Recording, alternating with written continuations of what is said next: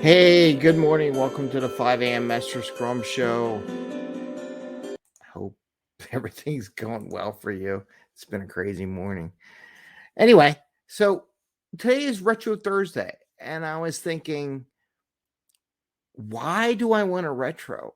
There's a question I get almost every company I get to, every team. Well, we don't need the retro. Well, we don't want a retro. Why should we retro? I don't see any value in the retro. We never seen any value in the retro.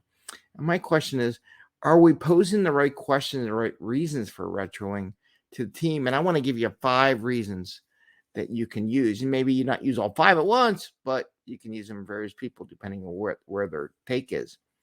But the big thing is, excuse me, is the question is, what is the retro? What's in it for me? And you really need to grow past that in many cases. We already got a comment.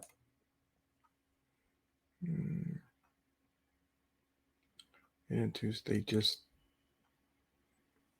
burn through it in 2 seconds. Interesting. I don't know what that. There's a LinkedIn user. They just burn through it in 2 seconds on the retro. So why retro? Why do we do it? Okay. So let's talk about that. So this is the 5 a.m. Mester Scrum Show. I am Greg Mester, Scrum Master and Agile Coach. And here we talk about Scrum and Agile in a very practical and tactical way. We're going to get very practical and very tactical, I guess you could say, so that you can bring value to the customer, not work crazy hours to get that value, and have a little fun along the way. And one of the things behind the retro is not working crazy hours. So let's talk about that. Let's give 5 things. I'm my goal. Everyone likes 5 things. So I'm going to give a list of 5. I probably should have put it in the thumbnail, but I didn't. What are you going to do? I messed up there. So what's in it for me? Why retro? Why? So you get groups.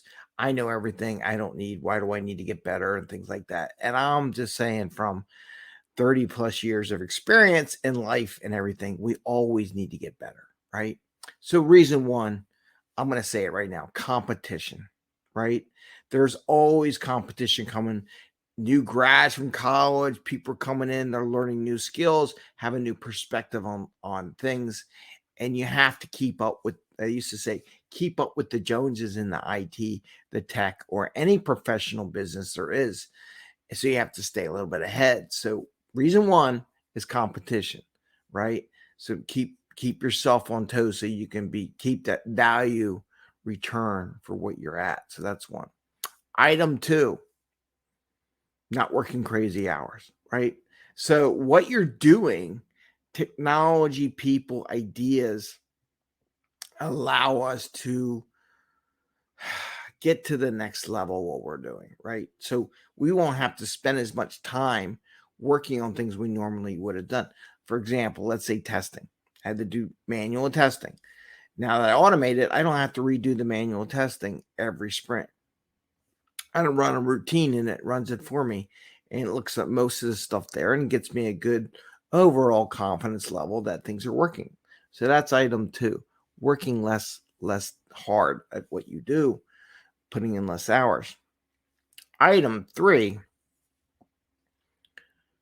there's always ways to look at what we're doing to make a better product or a better thing, right? So by doing the retro, we can look at how can I make this a better product and sell more of what I'm doing? How can I grow the use of this product in more areas, which shows more value? So when I ask for a promotion or a raise, I can say, we turned on 5 more customers to our product that we already invested the money in by making these adjustments. Therefore, I should be able to get more money. So those are 3. 1, competition. 2, not working so hard. 3, earning more money, right? And then, so those are 3. Second one is by helping other people. How can I, during the retrospective, you question yourself, and this helps contributing to your team, to helping other people on your team work better. How can I help other people be better at what they do? And that's one of the questions we do with the retro. How can we as a team get better? So a 4th one is helping other people. make their jobs easier too, right? So not only you're making your job easier, but you're helping other people make their job easier.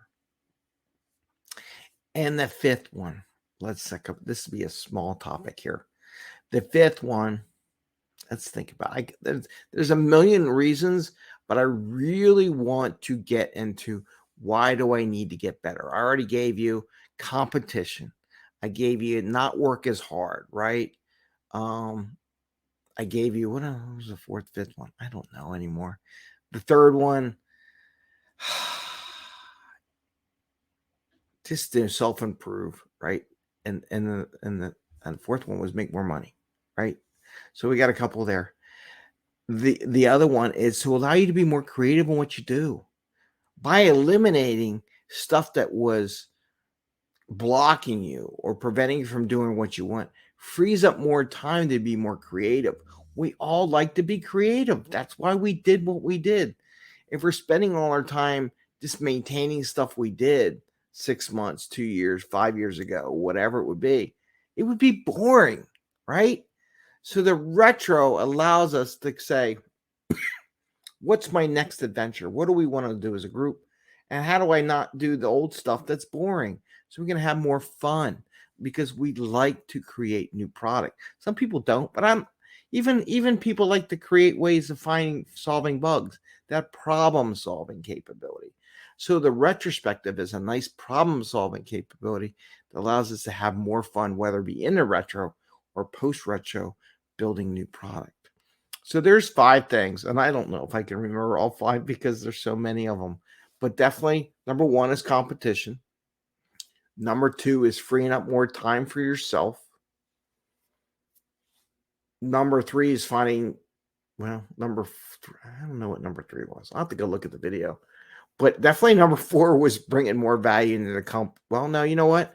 Number 3 was bringing more value in the company so you can get asked for a raise. So we have it this way. Competition prevents you from losing your money.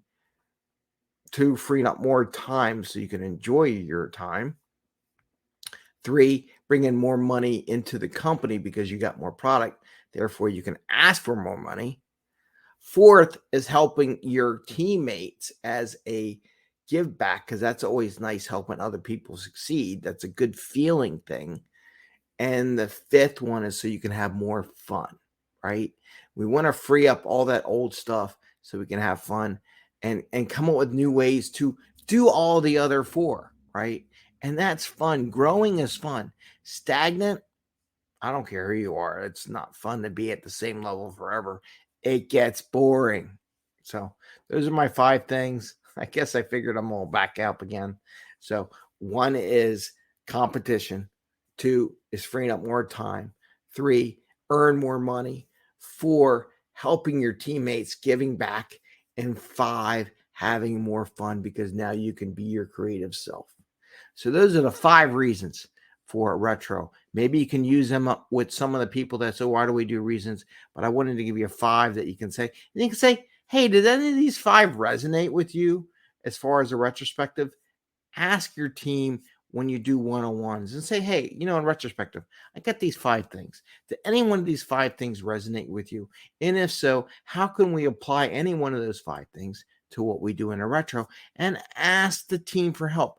You don't have to have all the answers for why you want to do a retro, but get them to contribute. The key for an agile coach, this is where you go, young Padawan, is to get the team to contribute to the solutions and not always you as a coach or a scrum master. With that, I want to wish you all the best. Happy retrospecting, happy scrumming, and see you tomorrow. Take care, everyone. Bye. And see ya.